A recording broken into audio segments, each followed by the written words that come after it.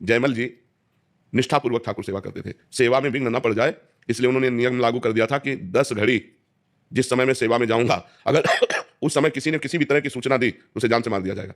10 घड़ी, 1 घड़ी 24 मिनट, तो 10 घड़ी 4 घंटा, 4 घंटा होते, 4 घंटा वो ऐसी सेवा करते थे कि कोई भी उनको सूचना भी नहीं दे सकता था, इतनी सेवा में संलग्नता। अब जहां प्रवेश हुए, ठाकुर जी का पट बंद किया और बड़ी स्नान श्रृंगार 4 घंटे पूरी तन्मयता पूर्वक सेवा करते, साष्टांग दंडवत करते, और जब बाहर निकलते तब कोई बात कर सकता था। ये मांडोर एक राजा, मांडोर का राजा था, उनका भाई था, उसके मन में आया कि 4 घंटे कोई सूचना दे नहीं सकता और 4 घंटे में हम विजय प्राप्त कर लेते हैं, तो उसने आसो पास जो है जयमल जी की राजधानी को घेर लिया।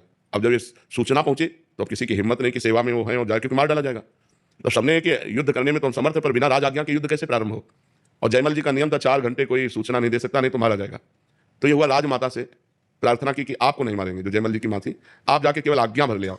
तो वो गई और उन्होंने कहा शत्रु पक्ष ने चारों तरफ से राजधानी को घेर लिया है, आप आज्ञा दीजिए क्या किया जाए। तो उनका राम जो करेंगे वो सब भली होगी, पीछे मुड़कर नहीं देखा, सेवा नहीं रुकी और कहा जो राम करेंगे वो भली ही होगी, भगवान जो करेंगे वो भली ही होगी, जाओ। वो वापस चली गई, तो आज्ञा तो हुई नहीं।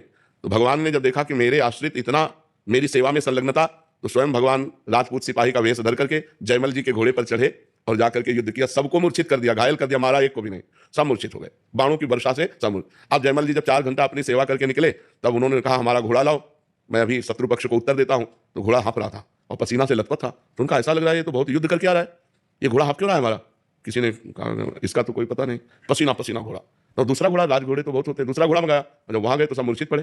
तो जो शत्रु पक्ष का राजा था उसको चेतना दिलाई, जो ही चेतना दिलाई, सो जयमल जी के हाथ जोड़ के कहा मुझे एक बार उस सैनिक के दर्शन करा दो, जो आपका एक सिपाही आया इतना बलवान कि सबको मूर्छित कर गया, मारा किसी को नहीं, और हमको तो बाणों से भी घायल किया और अपने नेत्रों से भी घायल किया, एक बार हमको अपने सिपाही के, श्याम सिपाही के दर्शन करा दो, वो जो श्याम रंग का था। तो जयमल जी ने कहा श्याम रंग का सिपाही, तब उनकी समझ में आया वो तो मेरे भगवान थे जिनकी मैं सेवा में था। लौट के आए, घोड़े की परिक्रमा की, आरती उतारी कि भैया मेरे को तो आज तक दर्शन नहीं हुए, लेकिन तेरे को दर्शन भी हो गए और तेरे को स्पर्श भी प्राप्त हो गया। बार बार घोड़े का आलिंगन किया, घोड़े की आरती उतारी, घोड़े की दंडवत की। तो जब हम भगवान की सेवा में इस तरह तन्मय होते हैं कि हमें कुछ भी हो जाए हम सेवा से नहीं निकल सकते, तब हमें प्रीति हो जाती है।